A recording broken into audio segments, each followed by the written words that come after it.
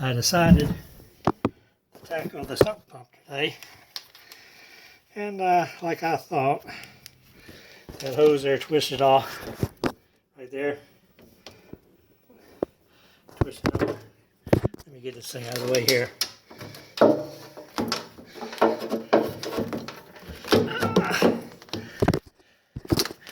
That hose there twisted off there. That was what was stopping the sump from working. The sump pump wiring was disconnected and taped off. So I filled the sump with water. And that's where it is. So I'm going to fix that now. Back in a bit.